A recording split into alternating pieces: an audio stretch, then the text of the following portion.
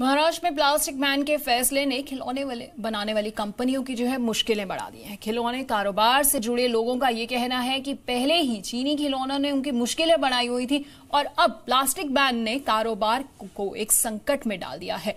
क्या है ये संकट, क्या है ये पूरा मामला, देखिए इस रिपोर्ट में। महाराष्ट्र सरकार की प्लास्टिक कचरे को नियंत्रण करने की कोशिश में खिलौने कारोबारियों को परेशानियों का सामना करना पड़ रहा है। खिलौने कारोबारियों का कहना है कि वो पहले से ही विदेशी कंपनी खासकर चीन से आने वाले खिलौने के इंपोर्ट से परेशान है। उस पर महाराष्ट्र सरकार का प्लास्टिक पे पाबंदी, इससे खिलौना कारोबार डाउन होने की संभावना लग रही है। ये जो स्टेप है कि बैन कर दिया प्लास्टिक को, और ये प्लास्टिक खिलौने के कारोबार में बहुत अग्रेसिवली यूज होते हैं। सो यहाँ पर डेफिनेटली इससे काफ़ी परेशानी बढ़ने वाली है प्रोडक्टिविटी के लिए, और मार्केट को के ऊपर इसका बुरा असर पड़ेगा। ओवरऑल अगर मैं टॉय इंडस्ट्री की ओवरव्यू की बात करूं तो यस, हम लोग सब इसका विरोध कर रहे हैं। एनसीआर के बाद महाराष्ट्र से ही सबसे ज्यादा खिलौने का उत्पादन होता है।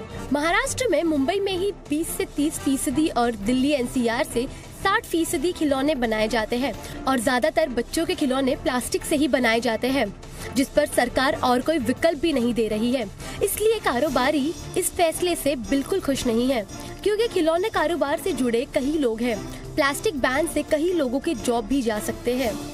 जो हमारे पैकेजिंग के सप्लायर हैं, आप उनके बारे में भी सोचिए, वो हमारे देश के नागरिक हैं। इतने साल से उनका बिजनेस लेजिटिमेट था, कानूनी था। सडनली ओवरनाइट उनका बिजनेस बंद कर दिया गया। उनकी लायबिलिटीज है बैंक की, उनके घर बार बिक जाएंगे। उनके यहाँ एम्प्लॉयज है, आफ्टर ईयर्स ऑफ सर्विस उनकी नौकरी चले जाएगी। तो इतना sudden change is not good for any country, any economy. Bharat का सालाना खिलौना बाजार 20,000 करोड़ का है, जिसमें से 16,000 करोड़ के खिलौने बाहर से आते हैं। इलेक्ट्रॉनिक खिलौने को लेकर भारत पूरी तरह चीन पर निर्भर है और प्लास्टिक बैन के बाद भारत के खिलौने कारोबारियों को नुकसान सहना पड़ सकता है। नेहा सिंह, जी मीडिया, मुंबई।